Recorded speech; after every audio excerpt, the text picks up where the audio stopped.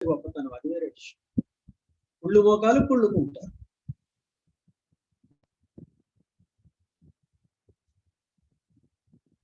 చూసారా? ఇంకా భగవద్గీతలో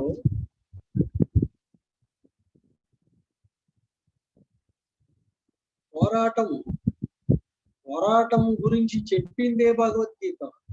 అసలు పోరాడమని ప్రోత్సహించడానికి చెప్పింది కేవలం భగవద్గీత. అంతకు మించి దైవ గ్రంథ విషయంలో ఇంకేమీ లేదు.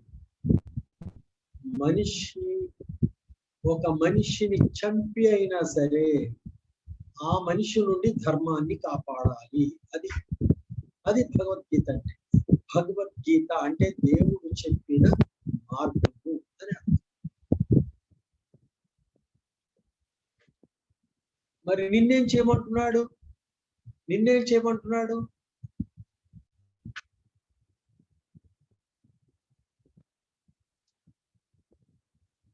అలాంటి కౌరవులు లాంటి మహాసైన్యం ఆకాశ మండలంలో ఉంది. వారితో యుద్ధం చేయండి. నేనే వారిని యుద్ధానికి కౌరుబెట్టి యుద్ధానికి లేపుకొస్తున్నాను. పాత నిబంధనలో చూడండి, అనవసరంగా ఫిలిస్తీన్లో ఎవరినో ఒకటి లేపుకురావడం, మళ్ళీ లేపుకురావడం, అలా యుద్ధం పెట్టడం. సో యుద్ధం అనేది చెయ్యాలి మనిషి.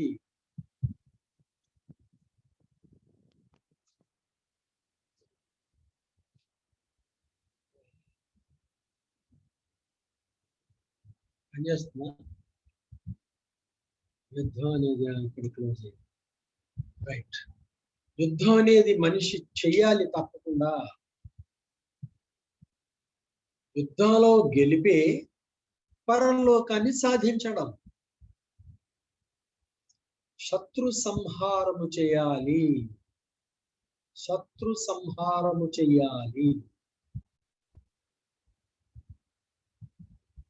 ఇదేనండి భగవద్గీత అన్న బైబిల్ గ్రంథం. అక్కడ ఒక అన్నదమ్ముల పిల్లల మధ్య ఒక పోరాటం పెట్టాడు.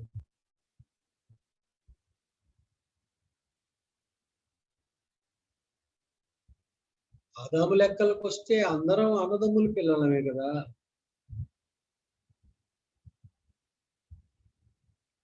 కనుక పాపము పాపాత్ములు అనే వారితో పోరాడి జయించడమే ఒక పాపి నీతిమంతుడిగా మారడం. పాపము చేసేవారితో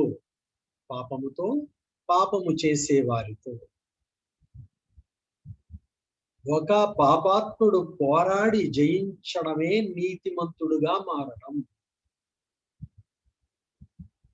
అదే క్రైస్తవ్యం. ఇంకా భగవద్గీతకి క్రైస్తవ్యానికి భేదం ఏముంది చెప్పండి?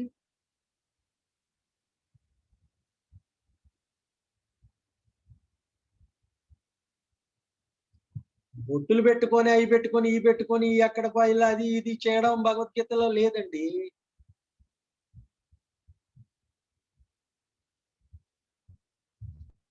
పాపంతో పోరాడడం, అధర్మంతో పోరాడడమే.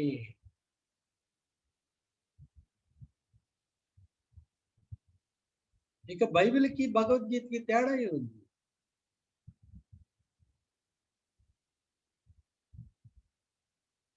అధర్మం చేయడమే భగవద్గీత వేళ భారతదేశ ప్రభుత్వానికి.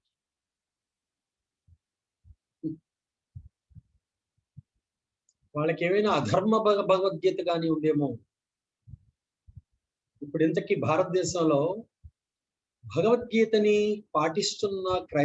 పాటిస్తున్న భారతీయులలో మనమే పాటిస్తున్నాము. మనమే భగవద్గీతకి చెందిన భక్తులం.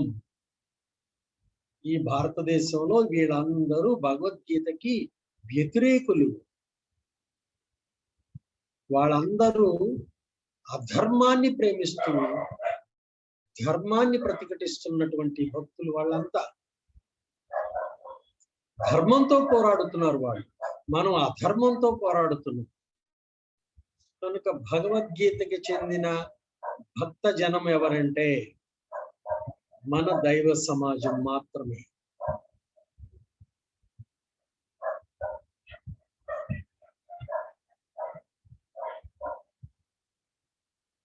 రేపటి నుంచి భగవద్గీత కూడా పట్టుకొని తిరగండి, ఎందుకన్నా మంచి.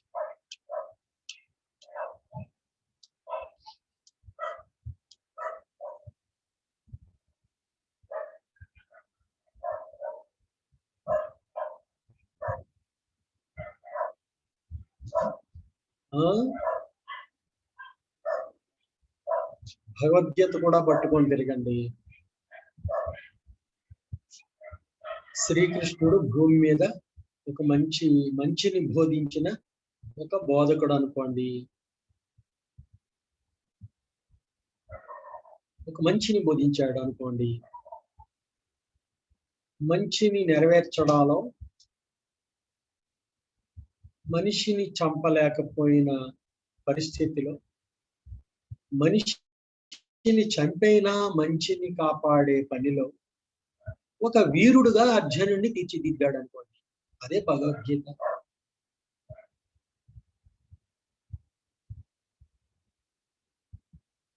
మనం కూడా యుద్ధం చేస్తున్నాం. మనం కూడా శత్రువుని నాశనం చేసి ఒక మంచిని కాపాడుతున్నాం. 2వ కొరింథీ పత్రికలో రాసింది, మనం పోరాడేది శరీర ప్రకారమైన ఆయుధాలతో కాదు, దేవుని న్యాయాన్ని, దేవుని ధర్మాన్ని, దేవుని జ్ఞానాన్ని ఎవరు ప్రతిఘటిస్తారో ఆ ప్రతిఘటించేటువంటి ఆ శక్తుల నుండి ఒక మనిషిని కాపాడడం కొరకు యుద్ధం చేస్తున్నాం. మనం కూడా యుద్ధంలో ఒకడిని ఓడిస్తున్నాం. వాడు మీకు కనిపించట్లేదు. వాడి చేతిలోండి విడిపించబడ్డ వాళ్ళే మన చేత రక్షించబడే క్రైస్తవులందరూ. కనుక నిరంతరం యుద్ధం చేస్తున్నాం. శ్రీకృష్ణుడు బోధించిన భగవద్గీత పనిని మనం నిరంతరం చేస్తున్నాం. ఇందులో ఏమాత్రం సందేహం లేదు.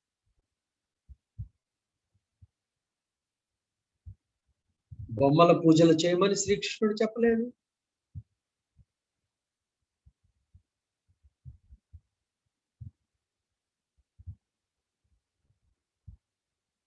అలా ధర్మాన్ని కాపాడే పని చేయడంలో ఇలా నేను బోధించే బోధకుడుగా నేనే ఒక దైవ ప్రతినిధిని అంటూ ఆ ప్రాతినిధ్యంలో తనని తాను దేవుడు అని చెప్పి,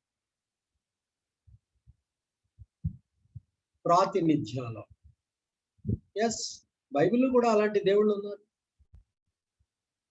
బైబిల్లో కూడా అలాంటి దేవుళ్ళు ఉన్నారు. మోషే కూడా అలా ప్రవర్తించాడు. ఎంతమందినో చంపి అవతల పడేశాడు. అతను కూడా దేవుడే. కానీ దేవుడు నియమించిన దేవుడు.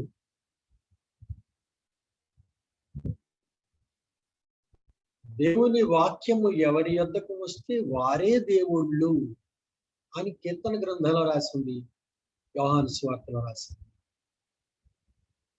ఒక ధర్మాన్ని బోధించగలిగాడు. అది భగవద్గీతలో, అది భారతంలో చెప్పాడు శ్రీకృష్ణుడు. నేను ఒక యోగం, ఒక యోగ విద్యతో ఒక యోగం చేయడం ద్వారా నేను అది సాధించాను, దైవ దర్శనాన్ని సాధించాను, అది నీకు బోధించానని చెప్పాడు.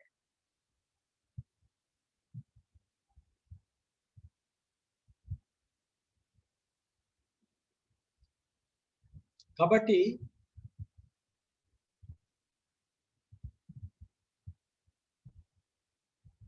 ఈ యుద్ధం ఎంతో అద్భుత రీతిలో కళ్ళకి కనిపించే ఒక డ్రామాటికల్ గా, ఒక సినిమా తీసినట్లుగా భూమి మీద రెండు జనాంగాల మధ్య యుద్ధాన్ని అలా సంకల్పించి అద్భుతమైన దైవ గ్రంథం అని భావించేటంత అద్భుతంగా భగవద్గీతని రచించారు.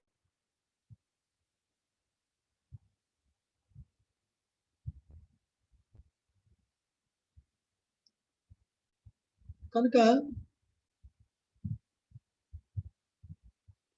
ఏం పెద్ద విశేషంగా బైబిల్కి విరుద్ధమైన గ్రంథంగా ఏమీ లేదు. బైబిల్లో మూలంగా దేవుడు మనిషిని ఏం చేయమని సాతాన్ని అక్కడ ఉంచాడో, సాతాన్ అంటే భయంకరమైన రాక్షసుడు. సాతాన్ అంటే మనిషిని నరకాగ్ని పాలు చేసే అధర్మానికి మూలంగా ఉండే ఒక పెద్ద శత్రు సమూహం.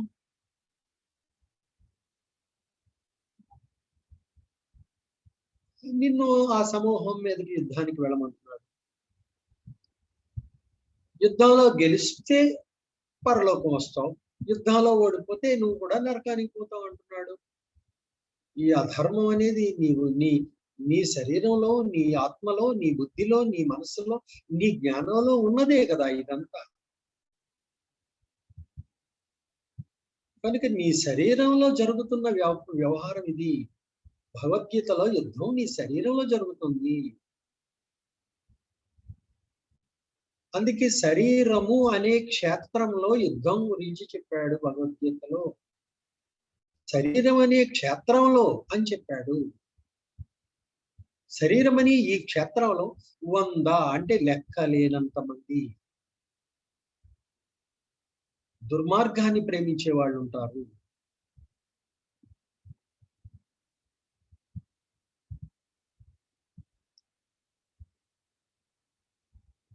ఇంద్రియానికి లోబడిపోయే లోలులు, ఇంద్రియ సుఖాలకి అమ్ముడైపోయే బలహీనులు, ఇంద్రియ సుఖాలని ప్రోత్సహించే బలహీనులు 100 అనే దానికి అన్లిమిటెడ్ గా 100 అనే సంఖ్యతో ఉంటారు.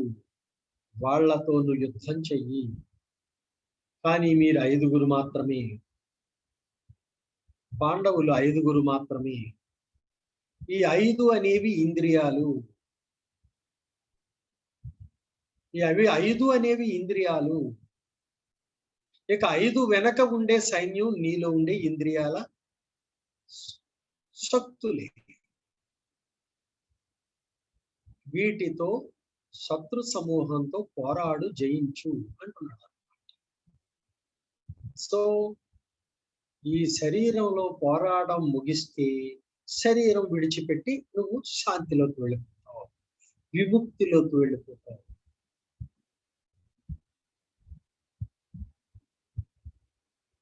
అదే బైబిల్ గ్రంథం, అదే భగవద్గీత.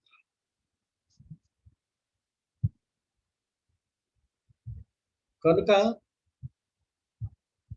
పోరాటం అనే దానికి దేవుడు అప్పగించాడు మనిషిని. పోరాటానికి అప్పగించాడు, యుద్ధానికి అప్పగించాడు, యుద్ధ భూమికి అప్పగించాడు, యుద్ధ రంగానికి అప్పగించాడు. కనుక అవతల శత్రువు సాతాను. సాతాను అనేక మంది శక్తులతో ఉంటాడు. సాతాను ఈ లోకాన్ని మొత్తాన్ని అతను వాడుకుంటాడు నీ మీద యుద్ధం చేయడానికి. అందుకని క్రిస్టియన్ అంటే సర్టిఫికేట్ లేదు, ఎస్సీ అంటే సర్టిఫికేట్ లేదు. క్రిస్టియన్ అంటే ఒప్పుకోరు, నిన్ను హిందువుగా మారమంటారు. క్రిస్టియన్ అంటే ఏవేవో ఇబ్బందులు పెడతామంటారు. క్రిస్టియన్ అంటే రేపొద్దుట మా దేశంలో ఉండకూడదంటారు. దేశం హిందువులది, క్రిస్టియన్స్ ఇక్కడ ఉంటే ఉండడం, హిందువులుగా లేదంటే వెళ్ళిపోవడం అనేటువంటి అభిప్రాయానికి తీసుకొస్తున్నారు. ఎక్కడికి వెళ్ళిపోవాలి? వెళ్ళిపోమంటే వెళ్ళిపోవడానికి మనకి ఏమీ ఇబ్బంది లేదు. కానీ ఎవరు చేర్చుకుంటారు, ఎలా వెళ్ళాలి, ఎక్కడికి వెళ్ళాలి? ఆడే ఏదో దారి చూపించి పలానా చోటకు పోండి అంటే బాగుంటుంది కదా.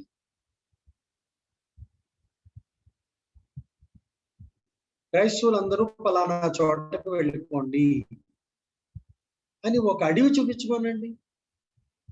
లేకపోతే సముద్రంలో ఒక దీవి చూపించమనండి. హాయిగా మూటములు సర్దుకొని రెడీ అయిపోవడం, వాళ్ళనే తీసుకెళ్ళి అక్కడ వదిలిపెట్టాను. దేశంలో మీరే ఉండండి. మీ దేశంలో మీరే ఉండండి. మాది కూడా మీరే ఆక్రమించుకోండి. మరి మమ్మల్ని ఎక్కడికెళ్ళాలో చెప్పండి. అక్కడికి మీరే పంపించండి. అడవిలోకి పంపిస్తారా? లేకపోతే సముద్రం మధ్యలోకి పంపిస్తారా? మీ ఇష్టం. ఎక్కడికి పంపించాలో అక్కడికి పంపించండి. మా ప్రాణాలతో ఎందుకు ఆడుకుంటారు? మేము క్రైస్తవులుగానే ఉంటాం. మా ప్రాణాలు తీసే అధికారం మీకు లేదు కదా! మీ దేశంలో ఉండొద్దంటే మరి ఎక్కడికి వెళ్ళమంటారో అక్కడికి వెళ్ళిపోవాలి. చెప్పండి, అక్కడికే పంపించండి. నువ్వు ఇక్కడికి ఉండడానికి వీలు లేదు అన్న వాళ్ళందరినీ ఎక్కడ ఉండాలో అక్కడ తరలిస్తున్నారు కదా! తరలించేయండి అలా.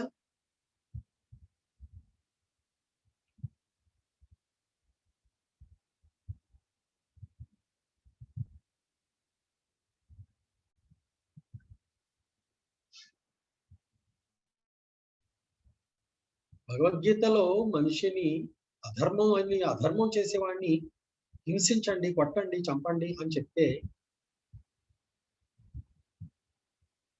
భగవద్గీత ప్రకారం అధర్మం చేస్తున్న మీ ఇంట్లో వాడిని కొట్టండి. క్రైస్తవుడిని అధర్మంతో నిర్ణయించడం, క్రైస్తవుడిని భగవద్గీతతో నిర్ణయించడం మీకు హక్కే ఉంది. అలా చేసే అధికారం ఏముంది? తప్పు కదా!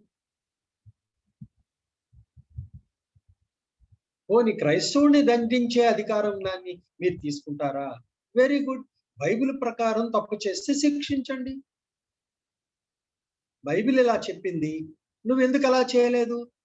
వెంటనే శిక్ష అమలు జరపండి. ఇంకా చాలా బాగుంటుంది. మీరు బైబిల్‌కి సహాయం చేసిన వాళ్ళవుతారు.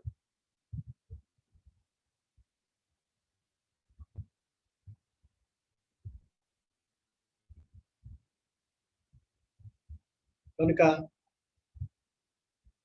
నీతి మాలిన హిందువులందరూ భగవద్గీతకి చెందిన హిందువులు కాదు. నీతి కలిగి బైబిల్‌కి చెందిన క్రైస్తవులందరూ భగవద్గీతకి చెందిన వాస్తవ హిందువులే. క్రైస్తవులందరూ అంట్లే నేను.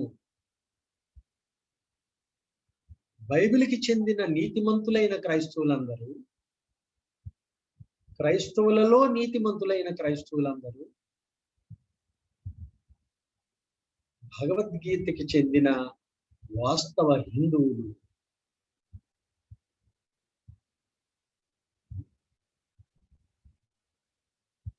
ఎందుకంటే యుద్ధం చేస్తున్నారు ఇక్కడ. శ్రీకృష్ణుడు చెప్పిన పని అక్షరాల నెరవేరుస్తున్నది నీతిమంతుడైన క్రైస్తవుడే.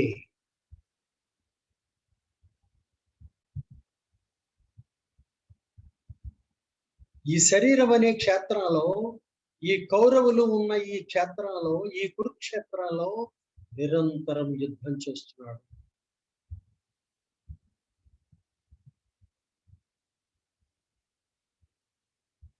నిరంతరం యుద్ధం చేస్తున్నాడు. అబద్ధమాడని భీష్ముడిని చంపడం లేదు, అబద్ధమాడిన దుర్యోధన్ని చంప.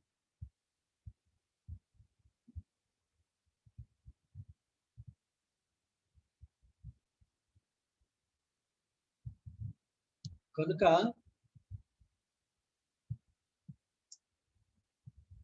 సాతానికి అప్పగించడం అనే మాట సరిగ్గా తెలుసుకోండి. తెలుసుకోకుండా మాటని గౌక్కున ప్రయోగించి యేసుప్రభు ఎందుకు ఇలా చేస్తున్నాడు అనే మాటలు జాగ్రత్తగా చూసుకోండి. యేసుప్రభు రక్షిస్తాడు, సాతానికి అప్పగిస్తాడు అనుకుంటే రెండు ఒక్కటే. సాతానికి పాపం చేయడానికి అప్పగించడం లేదు, సాతాను తల చెదగొట్టడానికి అప్పగిస్తాడు. అది అప్పగించడం ఎలా అవుతుంది? కనుక సాతాను వైపుకి వెళ్ళి మాత్రమే విజయంతో యేసు ప్రభు రక్షణలోకి రాగలగాలి. అప్పుడు వారిని మాత్రమే రక్షిస్తాం. అదేమిటి అదేమిటి మేము రక్షించుకున్నాం అంటారా? లేదు లేదు. సాతాన్ని జయించినంత మాత్రాన నీకు పాప శరీరం నుండి విముక్తి రాదు. నీతిమంతుడుగా నిరూపించుకోగలవు, కానీ పాప దేహం నుండి, పాపంలో పుట్టిన పుట్టుక నుండి నీకు ముక్తి రాదు. నిత్య జీవం కలిగిన మహిమ దేహం నీకు రాదు. అది యేసు ప్రభు ఇచ్చి ఆ పాప దేహాలో ఉన్న నీ స్థితి నుండి నిన్ను రక్షిస్తాడు. సాతాను చేతు నుండి కాదు.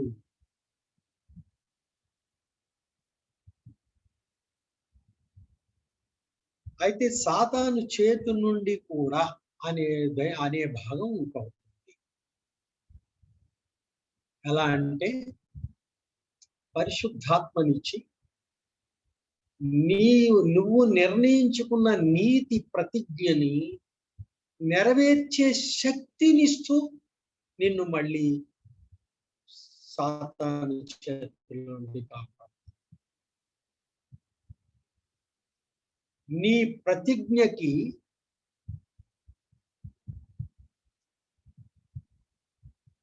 సహాయం చేస్తా. అలా నిన్ను కాపాడు. అది రెండవ భాగం. కానీ యేసు ప్రభు రక్తం ఇచ్చి కాపాడేది సాతాను మీద యుద్ధం చేసి సాతాను పడగొట్టి వచ్చిన వాడు. అప్పుడు నిత్య జీవం అనేది ఆయన శరీరంలోంచి ప్రసాదిస్తున్నాడు.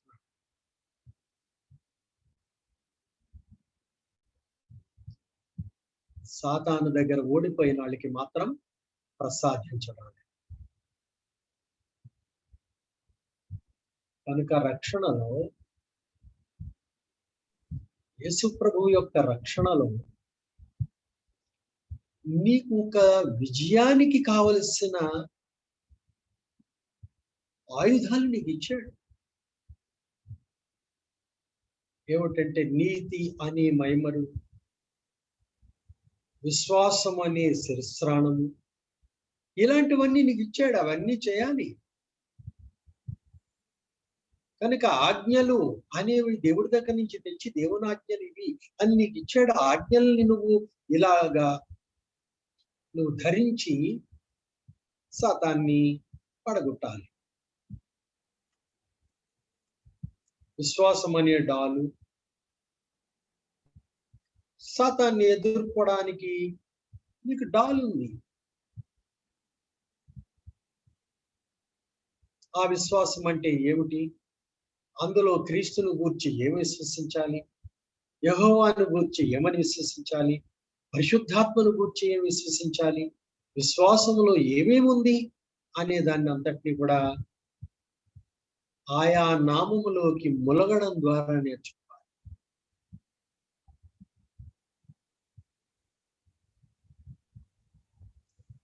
దేవుని నామములో సంపూర్ణంగా మునిగితే సాతాను బాణముల నుండి తప్పించుకోవడానికి కలిగిన డాలు నీకు తయారైనట్టు లెక్క.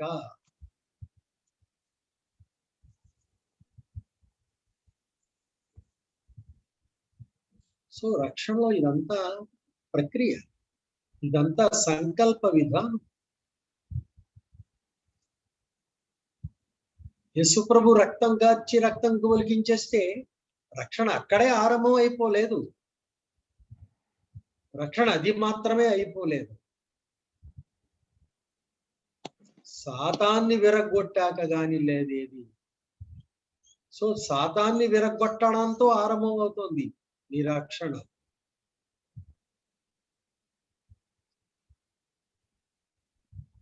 అంటే భగవద్గీతని నెరవేర్చడంతో నువ్వు రక్షణ ఆరంభమవుతోంది. అప్పుడు పొందగలవు.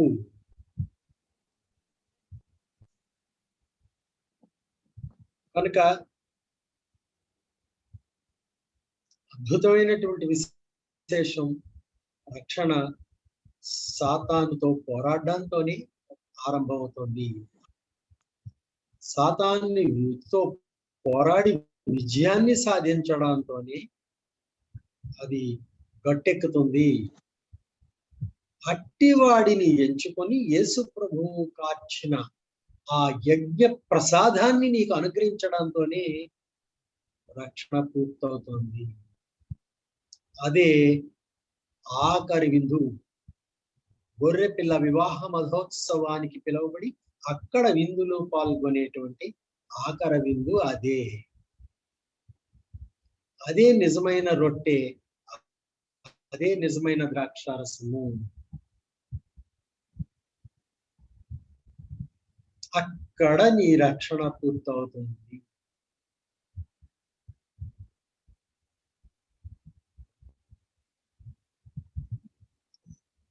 భగవద్గీత తర్వాత శ్రీకృష్ణుడు అర్జునుడు చేసిన పని ఏమిటి?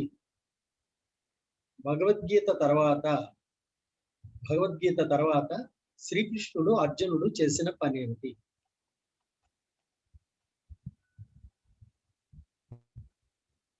ఎవరు చెప్తారు?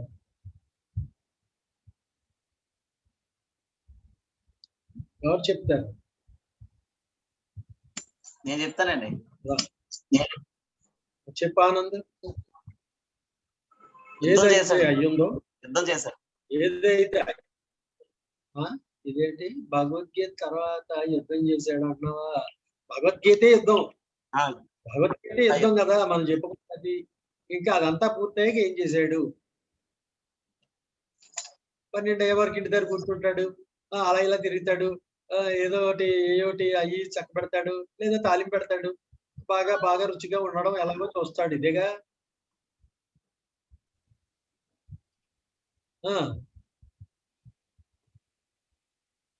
ధర్మం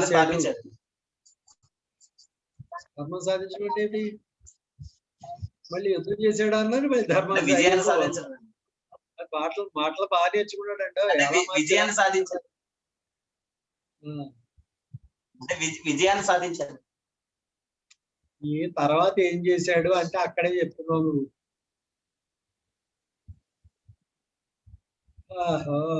అవునండి, మరి ఆ పీజీలు అయిపోయింది, తర్వాత ఏం చేశాడు మాకేం చేసంటావా?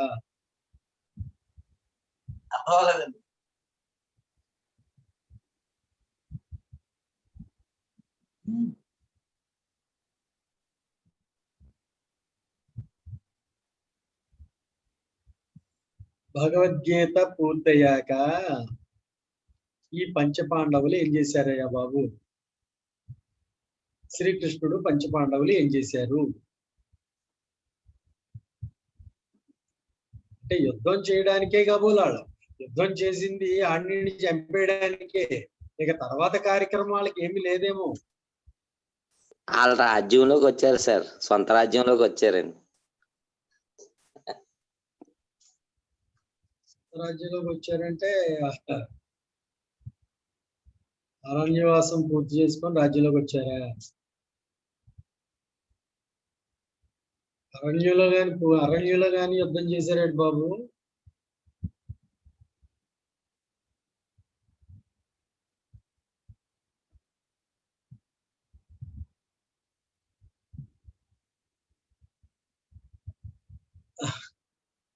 అసలు రామాయణమా లేకపోతే మనం చెప్పుకోవడం ఏమిటి?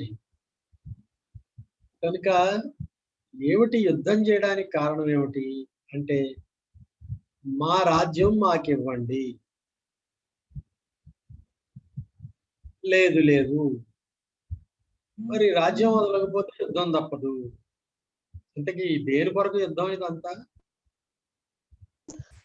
రాజ్యం సాధించడం కోసం సార్, అదే రాజ్యం గెలుచుకోవడం కోసం సార్. ఎవరి రాజ్యం వాళ్ళకి కావాలి. మా రాజ్యం మాకు కావాలి. రాజ్య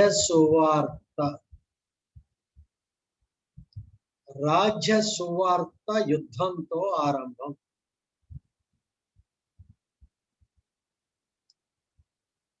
వీళ్ళు యుద్ధం అంతా పూర్తయితే సువార్త పూర్తవుతుంది. ఏం చేసుకుంటావు?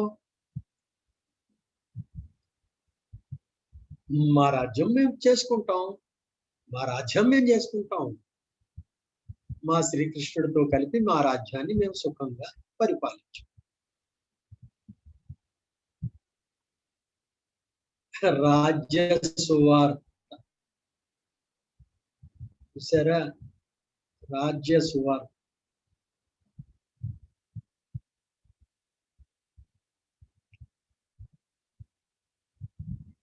నెత్తి మీద బొట్టెట్టండి, పొద్దుటే ముగ్గెట్టండి, నా చంకలో నిమ్మకాయ కట్టండి, ఇలాంటి అన్ని పక్కకు తీసేస్తే అసలు విషయం గుర్తగా ఒక్కటే ఒక్కటే ఒక్కటే. కోల్పోయిన రాజ్యాన్ని శత్రు చేతిలో నుండి సాధించేది క్రైస్తవ్యం.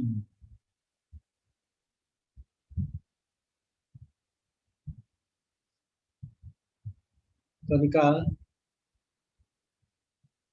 నిజమైన భగవద్గీతని పాటిస్తున్నదే క్రైస్తవుడండి.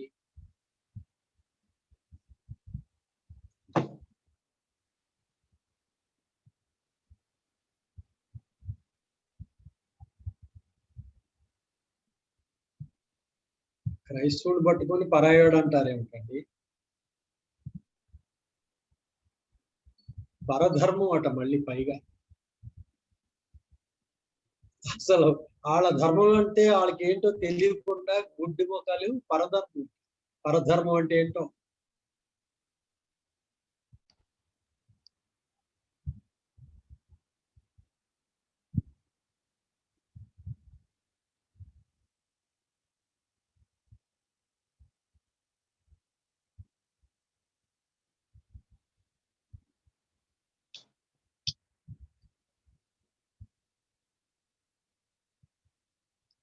కాబట్టి యుద్ధానికి అప్పగిస్తున్నాడు, యోబుని అప్పగించాడు, కానీ సాతానికి అప్పగించడం అనే మాటలో మనం అనుకునే అర్థం లేదు.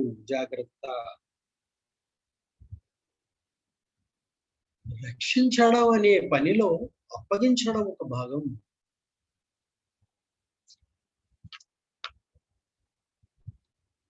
యేసుప్రభు అలా చేయకపోతే ఇంకెలా బ్రతుకుతాం మనం? అలా చేసే మనల్ని ఆఖరణ తన రక్తమాంసాలిచ్చి మనల్ని నిత్య జీవంలోకి తీసుకు. అందుకనే ఇంకా ఎవరికి రక్తమాంసాలు ఇవ్వలేదు.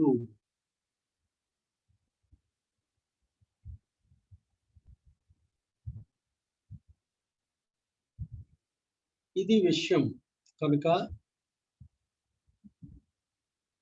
యేసు ప్రభు రక్షిస్తున్నాడు, సాతానుతో యుద్ధానికి పంపిస్తున్నాడు. యుద్ధం నీ శరీరంలోనే జరుగుతుంది. భగవద్గీతలో యుద్ధం శరీరంలో జరుగుతుంది. క్రైస్తవుడి యుద్ధం, బైబిల్లో యుద్ధం శరీరంలో జరుగుతుంది. శరీరమే క్షేత్రం, శరీరమే యుద్ధ భూమి. ఒక శరీరంలోనే శత్రువులు ఉన్నారు, ఒక శరీరంలోనే నీతిమంతుడు కూడా. నీతిమంతుడు 5 రూపాల్లో ఉన్నాడు, పంచేంద్రియాల్లో. శత్రువులు 5 ఇంద్రియాల వెనక 100 మంది కాదు కదా, 100 మంది.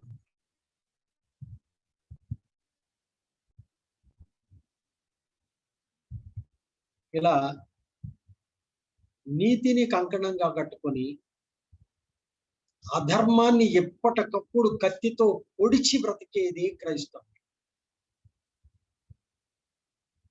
రక్తపాతం లాంటిదన్నమాట శరీరంలో.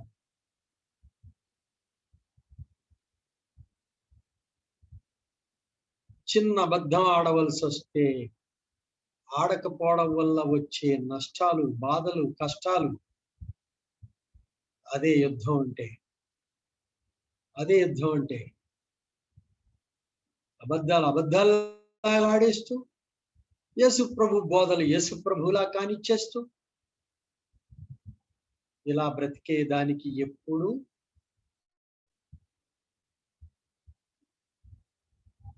నీతి లేదు, ధర్మం లేదు. ధర్మం లేని చోట బైబిల్ లేదు, ధర్మం లేని చోట భగవద్గీత లేదు.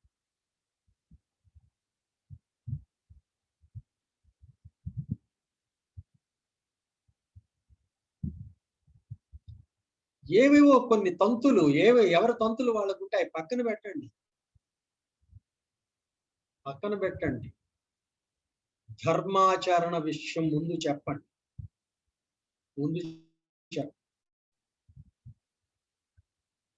భగవద్గీతలో దేవుడు వేరు, బైబిల్లో దేవుడు వేరు అంటారా? ఎప్పటికీ కాదు, ఎవ్వరు రుజువు చేయలేరు. బైబిల్లో దేవుడు వేరు, భగవద్గీతలో దేవుడు వేరంటే ఇద్దరు దేవుళ్ళు కనీసం ఉండాలి ఈ విశ్వంలో, ఆకాశంలో. కానీ బైబిల్ చెప్తుంది, భగవద్గీత చెప్తుంది దేవుడు ఒక్కడే.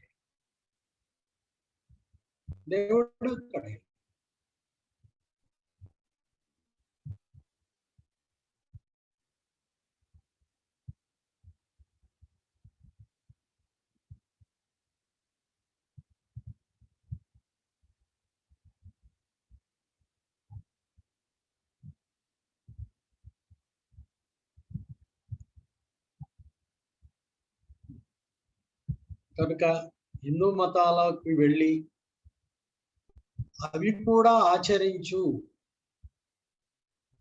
ఏం భేదం లేదు అని నేను చెప్పానని మాత్రం ఎప్పుడు పొరపడకండి. వాళ్ళు ఆచరించేది వాస్తవ హిందూ మతం కానప్పుడు అసలు వాళ్ళు వెళ్ళడం ఒక నేరం, మళ్ళీ మిమ్మల్ని వెళ్ళమని ఎందుకు చెప్తాను?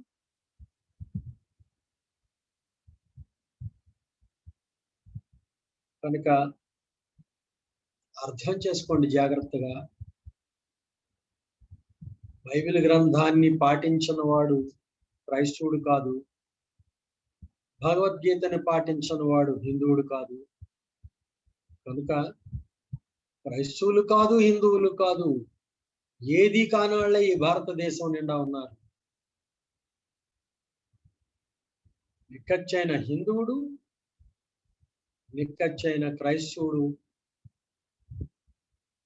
మాత్రం ఇలా ఒక మూలన ఎక్కడో మనల్ని మనమే అనుకుందాం దైవ సమాజంగా ఉన్నారు.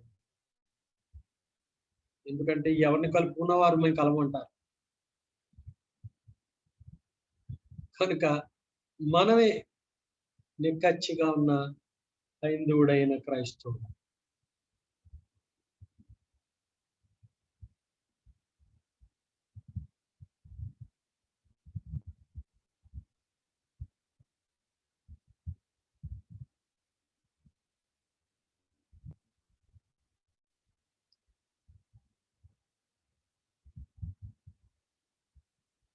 సరేనండి. కాబట్టి సాతానుతో పోరాడడం అనే విషయంలో అందరూ సవాలుగా ఉండాలి. అందరూ నడుము గుప్పిలి బిగించి ఎప్పుడు విజయం కోణంలో వెళుతుండాలి. విజయం కొరకు బైబిల్ గ్రంథాన్ని నిరంతరం చదవాలి, ఉపవాస దినాలతో ప్రార్థనలు చేయాలి, లేకపోతే వాటమి తప్పదు.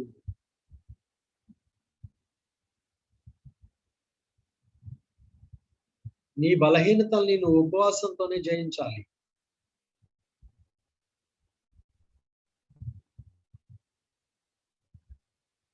సాతాను యుక్తిని గ్రంథ జ్ఞానంతోనే జయించాలి.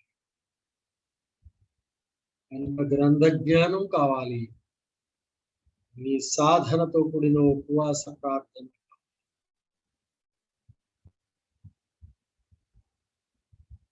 అందుకే దేవుడు మనకి గ్రంథాల జ్ఞానాన్ని నేర్పిస్తూ, జ్ఞాన బోధలు మనవన్నీ, క్రైస్తవ బోధలు కాదు. మంది జ్ఞాన బోధలు మనవన్నీ. అందుకని యెహోవా, యెహోవా, యెషూవా,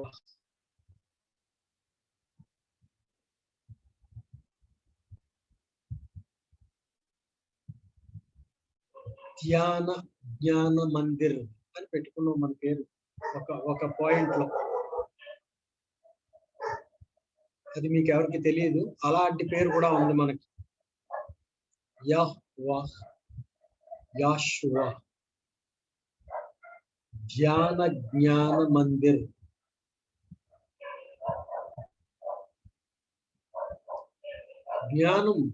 జ్ఞానాన్ని మనం బోధించేదే.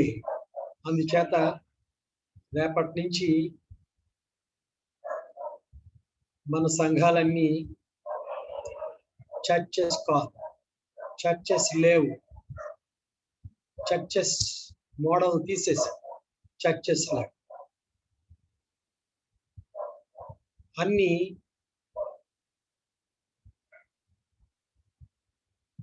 బైబిల్ పాఠశాలలు మాత్రమే. పాస్టర్స్, బోధకులు తీసేసాం, అందరూ బడి పంతుళ్ళు మాత్రమే.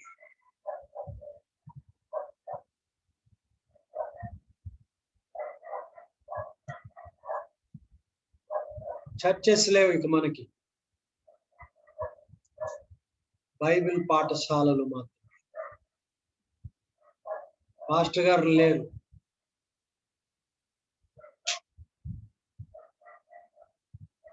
ఉపాధ్యాయులు మాత్రమే.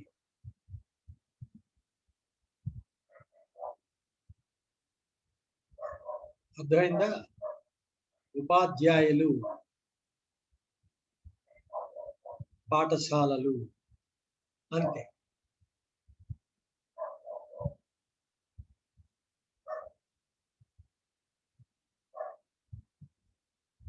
ఆరాధనకి రారు, ఎక్కడో తగలడతారు ఆరాధన.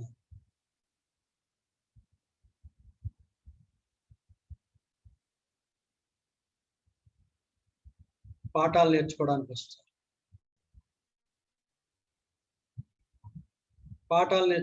వస్తారు, కోర్సు పూర్తయ్యాక సర్టిఫికెట్ ఇస్తారు. కోర్సు కాలం నీ జీవితకాలం.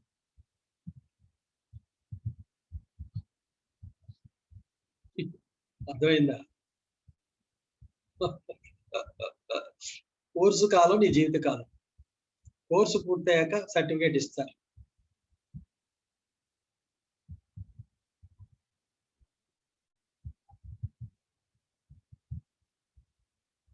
ఇవి రేపటి నుంచి బోర్డులన్నీ మార్చేయండి, బోర్డులన్నీ తీసాతలు పడేయండి, తీసేయండి, ఆ మోడల్స్ అన్ని తీసేయండి. అలా చర్చ్ మోడల్లో ఏదున్న పీక అవతల పడేయండి. పాఠశాల,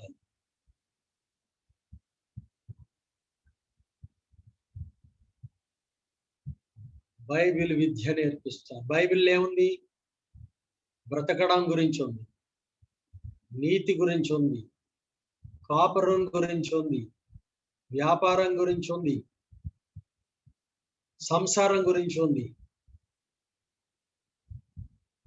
గౌరవం మర్యాదల గురించి ఉంది, దేవుణ్ణి పూజించడం గురించి ఉంది, దేవుణ్ణి స్తుతించడం గురించి ఉంది, దేవుని మీద పాట పాడడం గురించి ఉంది, దేవుణ్ణి ప్రార్థించడం గురించి ఉంది.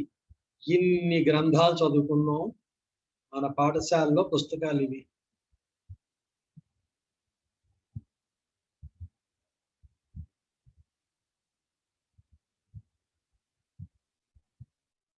ఇవన్నీ చేయడానికి మనకి కూడా భాషలు కావాలి.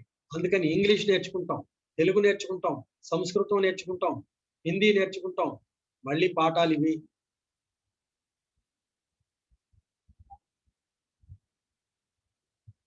బ్రతకడానికి మ్యాథమెటిక్స్ కావాలి, అందుకని మ్యాథమెటిక్స్ నేర్చుకుంటాం, ఇదో పాఠం.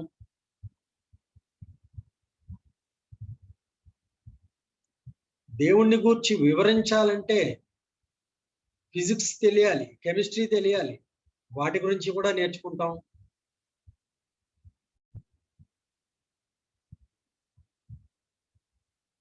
రేపటి నుంచి పీకి పడేయండి బోర్డులన్నీ. రేపటి నుంచి పాఠశాలలు, వేద పాఠశాలలు.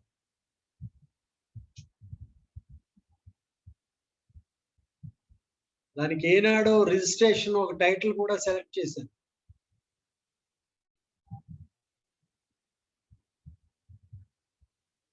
వేద పాఠశాల.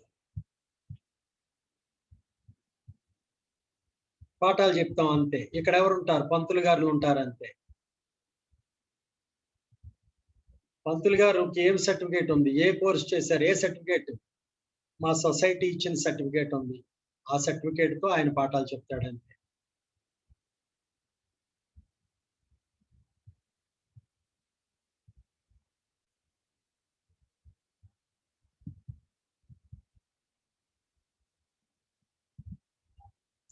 ఎవరికి వాళ్ళు బైబిల్ పట్టుకొని పాఠాలు చెప్పడానికి ఇక అనుమతి లేనే లేదు.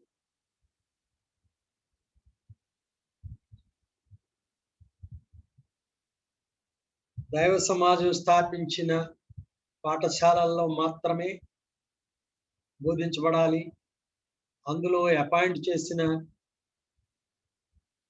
స్కూల్ టీచర్స్ మాత్రమే, ఉపాధ్యాయులు మాత్రమే పాఠ.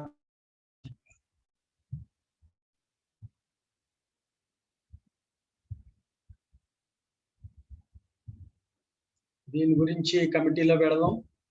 కమిటీ పిలుద్దాం. రేపు శనివారం ఎప్పుడో కమిటీలో పెడదాం. ఈ విషయాలు అందరూ చెప్పుకోండి, అందరిలో ప్రచారం చేసుకోండి. ఇలా ఉంది పరిస్థితి, ఇలా వచ్చింది. మన ప్రభుత్వానికి కూడా, మన భారతదేశ ప్రభుత్వం అలాగే మన ప్రభుత్వానికి కూడా అప్పుడప్పుడు పిచ్చ ఆలోచనలు వస్తూ ఉంటాయి. ఏదో కొత్త కొత్త రాజ్యాంగం మొదలు పెట్టారు మళ్ళీని. దీని మీద ఎదురు తిరుగుదామా, దీని మీద దాడి చేద్దామా, లేకపోతే దీంట్లో కలిసిపోదామా అని ఆలోచనలు చేయండి. దాడులు ప్రారంభించండి. దాడులు ప్రారంభించండి. మీ అభిప్రాయాలు పంపించండి. ఇది విషయం.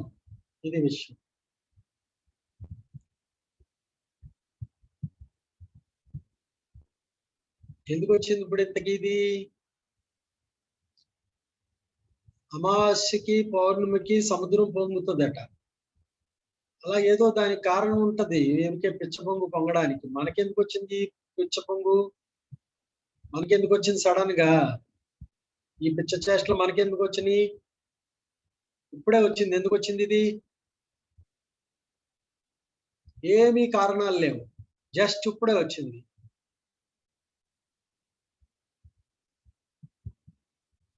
ఎందుకు వచ్చినట్టు?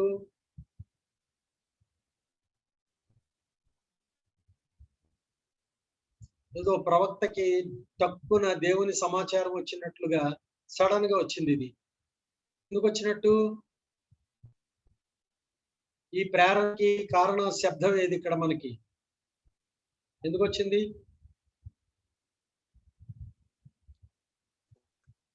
ఎందుకు వచ్చింది? అని చెప్పారు సార్.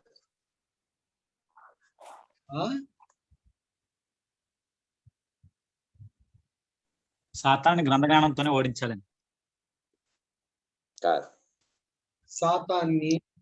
సాతాన్ని ఓడించడానికి ప్రార్థన గ్రంథం అనే జ్ఞానంతో సాతాన్ని ఓడించడం వీలవుతుంది. అలా ఓడించడానికి కావలసిన ఆత్మశక్తి ప్రార్థనతోనే వస్తుంది. యుద్ధాలో గెలుస్తారు. కనుక జ్ఞానం అనేది మన ద్వారా బోధించబడాలి. అనేక మందికి జ్ఞానం బోధించాలి. మనం చేస్తున్న పని అది, జ్ఞానం బోధిస్తున్నాం. అందుకని రేపటి నుంచి చర్చలు అనేవి తీసి అవతల పడేయండి. వేద పాఠశాలలు,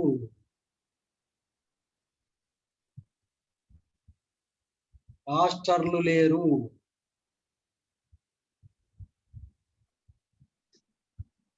ఉపాధ్యాయులు మాత్రమే ఉన్నారు.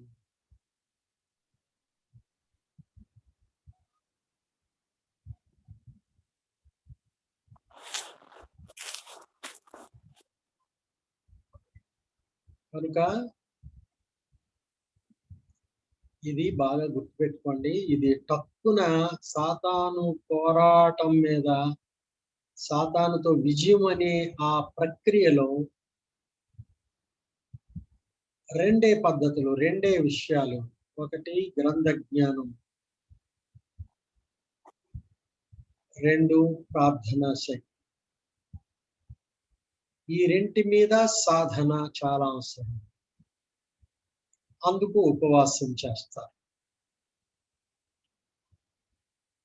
ఉపవాసం అనేది శరీరాన్ని దేవునికి అనుకూలంగా సిద్ధం చేయడానికి ఒక ప్రక్రియ.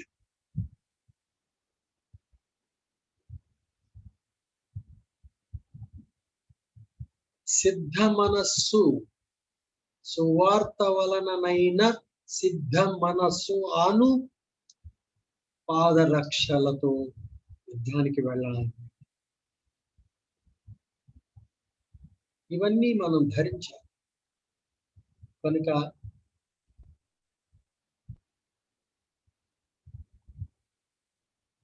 ఈ ధర్మాచరణ అన్న విషయంలో మనమే ఇంకా ఎక్కువ గ్రంథాలు చదవాలి. మనం భగవద్గీత చదవాలి. మనం వీటిలన్నిటినీ మనం చాలా సాధన కాదు, అసలు మనం విజయం సాధించాలి.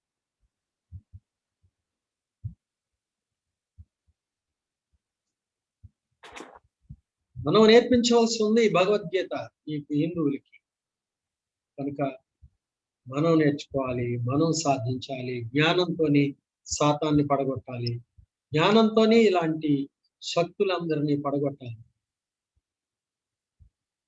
కనుక జ్ఞానాభ్యాసం కావాలి. చందాల కొరకు గుడులు పెట్టడం, చందాల కొరకు ప్రసంగాలు చేయడం, చందాల కొరకు నలుగురిని కూర్చోబెట్టడానికి పిలవడం, ఈ పిచ్చి పనులు మానేసి పాఠశాలలు చేసి విద్యావంతులు చేయాలి.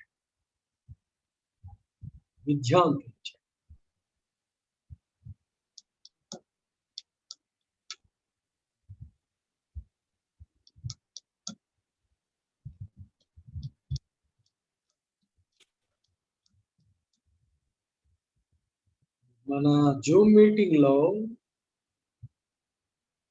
మనం చేసే పని అదే, విద్యా బోధన. శ్యామ గారి జీవితంలో ఎప్పుడు అదే జరిగింది, విద్యా బోధన. ఈ విద్యా బోధన ఒక పక్క అయితే, విద్యా బోధనకి సంబంధించి నీతి నిర్మాణం ఇది రెండవ. ఇది విద్యతోనే. నీతి నిర్మాణం, విద్యా బోధన, ఈ రెండు కలిసే ఉంటాయి. ఎక్కువ చదువుకున్న వాళ్ళకి విద్య ఎక్కువ ఉంటుంది, విద్యా బోధన ఎక్కువగా ఉంటుంది, నీతి నిర్మాణం చిన్నగా జరుగుతుంది. ఎక్కువ చదువు రాని వాళ్ళకి విద్యా బోధన తక్కువగా ఉంటుంది, నీతి నిర్మాణం ఎక్కువగా ఉంటుంది.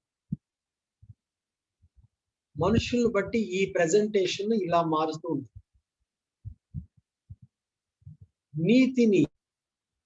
నీతిలో మనిషిని కట్టడమే. అందుకే చెప్పిన మాటలే చెప్తాం, అవే చెప్తాం. ఓ పుల్లమ్మని తీసుకుంటాం, అదే తెల్లని తీసుకుంటావు, అదే చెప్తావు. ఓ బలిని తీసుకుంటావు, అదే చెప్తావు. పవన్ తీసుకుంటావు, అదే చెప్తావు. ఓ పువ్వు తీసుకుంటావు, అదే చెప్తావు. చెప్పిందే చెప్తావు, జీవితాంతం చెప్తూనే ఉంటావు. ఇందులో ఏమీ కొత్తది లేదు. కానీ నీతిగా ఉండాలి.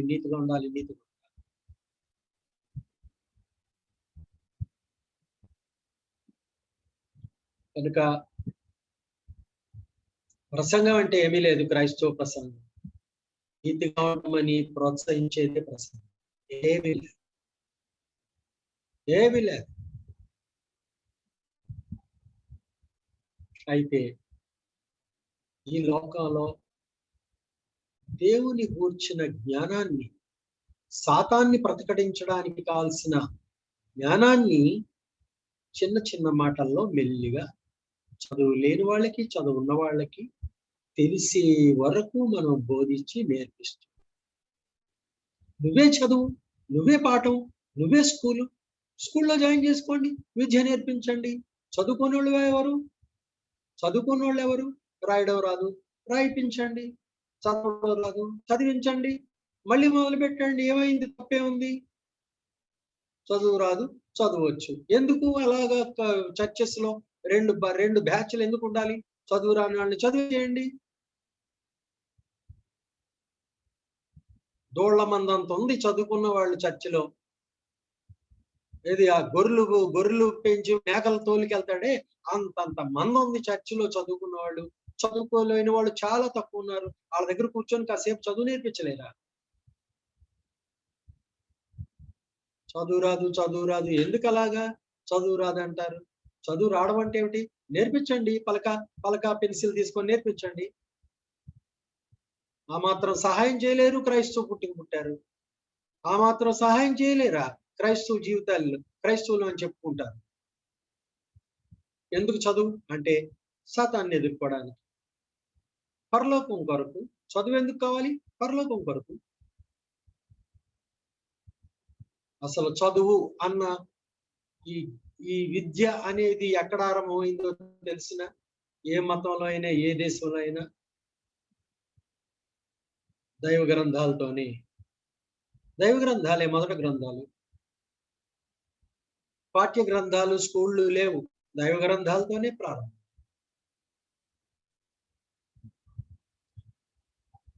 భారతదేశంలో పెద్ద బాల శిక్ష, దైవ గ్రంథాలు. అందుకనే భారతదేశంలో పాత గ్రంథాలన్నీ, పురాణాలు, పాత గ్రంథాలన్నీ, వేదాలు, పాత గ్రంథాలన్నీ ఈ దైవ గ్రంథాలే. ఇంకేముంటాయి? ఏ భాష లేదు, అదొక్కటే భాష. ఆ భాషలోనే గ్రంథాలు, ఇంకేముంటాయి?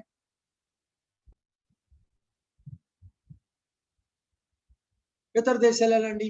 బైబిల్ గ్రంథమే దైవ గ్రంథం, ఇంకేముంది? ఆ దైవ గ్రంథమే పాఠం, అది చదువుకోవడమే విద్య. ఇంకేమున్నాయి? పాఠ్య పుస్తకాలు. తర్వాత స్కూళ్ళు వచ్చినాయి. తర్వాత పాఠాలు, అందులో నీతులన్నీ తీసుకొని పాఠాలు తయారు చేశారు. ఇంకేమిటి? అమ్మ, ఈగ, ఇటుక అన్ని అందులోవే పాఠాలు తయారు చేశారు.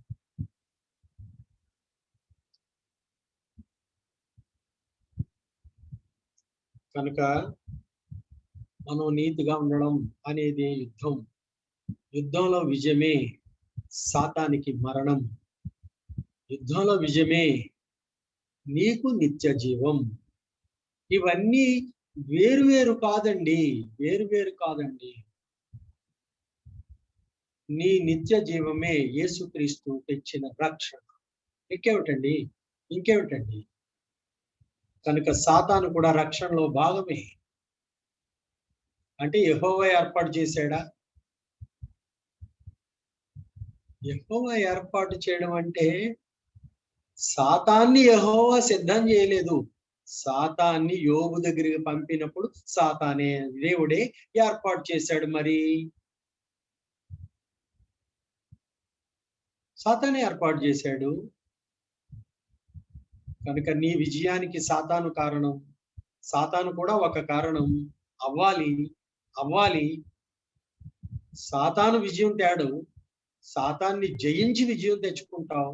అందుకని సాతాను కూడా కావాలి నీకు. అందుచేత సాతాన్ని ఉంచుతున్నాడు, నీ దగ్గరికి పంపుతున్నాడు. దేవుడు పంపాడు కదా అని చంకనగానే ఎక్కించుకున్నావు కనుక దేవుడు పంపాడు లెంపకాయ కొట్టమని. కొట్టు పంపు, జాగ్రత్త. అక్కడ మాత్రం పొరపాటు చేయకు. ఇది మనం చేయవలసిన పని. కనుక ఇక్కడ ఏముంది? ఈ పాఠాల్లో ఏముంది? ఈ పాఠాల్లో? అనగనగా సాతాన్నితో దెబ్బలాడి గెలవడమే మన రక్షణ.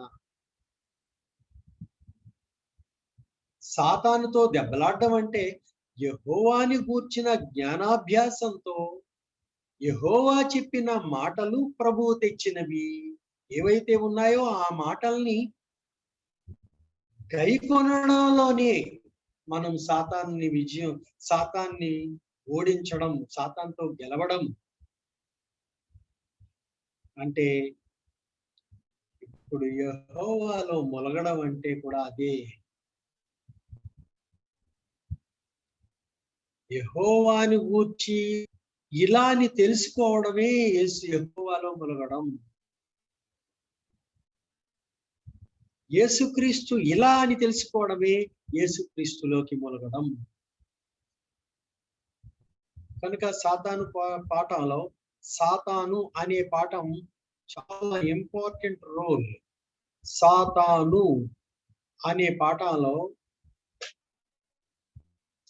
ఘట సర్పమే సాతాను అంటే అంటే భూమి మీద ఉండదు ఘట సర్పం. బైబిల్లో చెప్పిన ఘట సర్పం భూమి మీద ఉండదు, భౌతికంగా ఉండదు, సాతాను రూపంలో ఉంటుంది. సాతానే ఘట సర్పం. సాతానికి మరొక పేరే ఘట సర్పం. అర్థమైందా?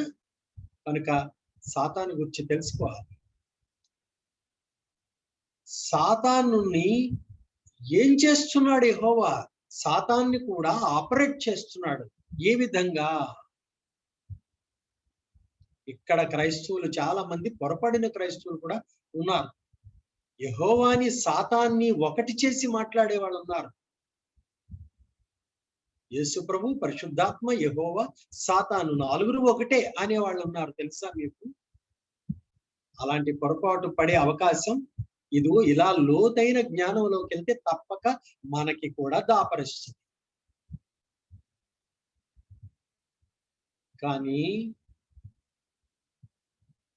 సాతాన్ని నాశనం చేయడం కొరకు సాతాన్ని జాగ్రత్తగా దేవుడు అందంగా భోజనం పెట్టి బలంగా తయారు చేసి చక్కగా సాతాన్ని మా ఓడి మీదకి వెళ్ళిరా అని పంపిస్తున్నాడు. అది యోబు గ్రంథాలలో తెలుసుకున్న విషయం. అయితే సాతాను యెహోవా యొక్క భటుడుగా పంపడం లేదు, యెహోవా యొక్క ప్రతినిధిగా పంపడం లేదు. యెహోవా యొక్క ప్రతినిధిగా గాని యెహోవాకి చెందినవాడిగా గాని పంపిస్తే వాణ్ణి గెలవడం యెహోవాని గెలవడం అవుతుంది. కనుక ఇక్కడ శత్రువుని కూడా యెహోవా ఆపరేట్ చేస్తున్నాడు. అచ్చం నెబుకద్నెజరుని పంపినట్లు, అచ్చం ఫిలిష్తీయుల్ని పంపినట్లుగా. కనుక సాతాన్ని చంపకుండా ఎందుకు అలా నడిపిస్తున్నాడంటే సాతాన్ని సాతాను యొక్క క్యారెక్టర్ లో నడిపించడం లేదు. సాతాన్ అనే క్యారెక్టర్ లో ఉన్న వ్యక్తిని తన భక్తుడితో దెబ్బలాడమని తొడగొట్టి పిలుస్తున్నాడు. అదే యోబు దగ్గరికి పంపడం అంటే. ఇలా మాటల కొద్దిగా అర్థం చేసుకోవాలి, జాగ్రత్త. లేదంటే సాతాన్ని దేవుడే పంపుతున్నాడు గనక దేవుడే సాతాన్ని కూడా ఒక తోతగా వాడుకుంటున్నాడు అనే అభిప్రాయం బుద్ధిమంతుడైన క్రైస్తవుడి మనస్సులో పడుతుంది. చాలా జాగ్రత్తగా పదాల్ని వాడడం నేర్చుకోండి. చాలా చిన్ని తేడాతో సమానమైన జ్ఞానం ఉంటుంది, కానీ చిన్న తేడాతో విషం అమృతలా మారిపోతుంది. విషంగా ఒకటి, అమృతలా ఒకటి మారిపోతుంది. విషమే అమృతలా మారిపోతున్నారు లేదు, ఒకవేళ అన్నా కూడా తప్పులేదు. కనుక జాగ్రత్తగా చూసుకోండి. పదాలు, బోధ, మాటలు జాగ్రత్తగా చూసుకోండి. ఈవేళ మన పాఠశాలలో మనం నేర్చుకున్నది ఏమిటంటే, బుధవారం పాఠశాలలో బుధవారం తరగతిలో నేర్చుకున్నది ఏమిటంటే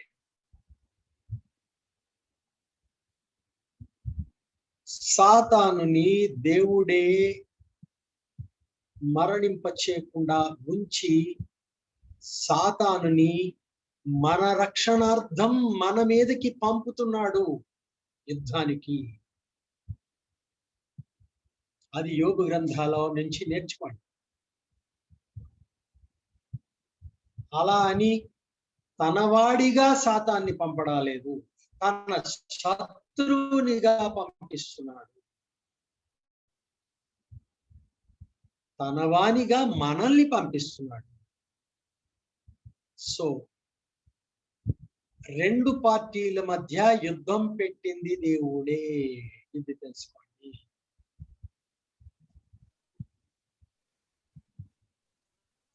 తన మనిషిగా మనల్ని పంపుతున్నాడు, తన విరోధిగా వాణ్ణి రమ్మంటున్నాడు. కనుక ఈ రక్షణ కార్యక్రమంలో, ఈ రక్షణ అనే కార్యక్రమంలో సాతాను కూడా ఒక పాత్రధారుడే. అది పాజిటివ్ గా కాదు, నెగిటివ్.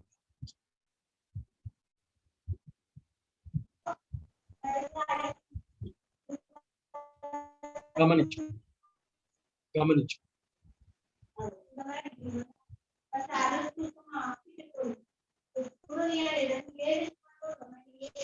ఈ విధంగా మనం ఈ పాఠాల్లో, మన పాఠశాలలో ఈవేళ ఈ పాఠాలలో సాతాన్ని గూర్చి, సాతాను వెనుక దేవుణ్ణి గూర్చి మనం నేర్చుకున్నాం. దేవుని రక్షణ సంకల్పంలో యేసుక్రీస్తు యొక్క పాత్ర ఏ విధంగా ఉంది, రక్షించే కార్యక్రమంలో సాతాన్ని ఎందుకు వినియోగించుకుంటున్నాడు దేవుడు అనే విషయాన్ని మనం నేర్చుకున్నాం. సాతాన్ని తనదిగా వాడకట్లేదు, తన శత్రువుగానే వినియోగిస్తున్నాడు, కానీ వినియోగిస్తున్నాడు. ఇది మనం ఇక్కడ నేర్చుకున్న విషయం. ఇది కాస్త కష్టంగా ఉంటుంది. వినియోగించినప్పుడు తనదవుతాడేమో అనిపిస్తుంది. కాదు కాదు, అదే ఇక్కడ తేడా. దేవుడు శత్రువుని కూడా వినియోగిస్తున్నాడు, తన భక్తుడిని కూడా. ఇది ఇక్కడ నేర్చుకోవాల్సిన విషయం. అందుకే శ్రీకృష్ణుడు దుర్యోధనుడికి బంధువే, అర్జునుడికి బంధువే. దుర్యోధనుడి దగ్గరికి వెళ్ళి మాట్లాడొచ్చాడు, అర్జునుడి దగ్గరికి వెళ్ళి మాట్లాడొచ్చాడు. కానీ యుద్ధం తప్పలేదు. అలా యోబు దగ్గర దేవుడు సాతాన్ని పంపాడు, యోబుని గెలిచి రమ్మని యోబుని కూడా యుద్ధ భూమిలో నిలబెట్టాడు. ఆఖరికి యోబే గెలిచాడు, సాతాను ఓడిపోయాడు. ఆఖరికి యోబే గెలిచాడు, సాతాను ఓడిపోయాడు.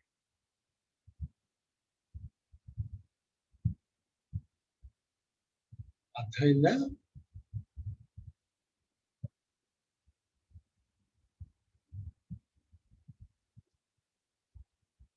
ఇది మన పాఠాల విషయం. సరే, బాగుంది అనుకుంటున్నాను. పాఠం కొద్దిగా ఆలస్యమైన పాఠం బాగుంది అనుకుంటున్నాను. ఏదో 2 ముక్కలు చెప్పి కట్టేద్దాం అనుకొని, బ్యాటరీ అయిపోద్దిలే ఎలాగాను, మనం కట్టేద్దాం 2 ముక్కలు చెప్పి అనుకున్నాను. చెప్పే ఓపిక కూడా లేదు ఈవేళ. అందుకే స్టార్టింగ్ రాజ్ కుమార్ చేతే మాట్లాడిస్తే నా పని అయిపోద్ది అనుకున్నాను.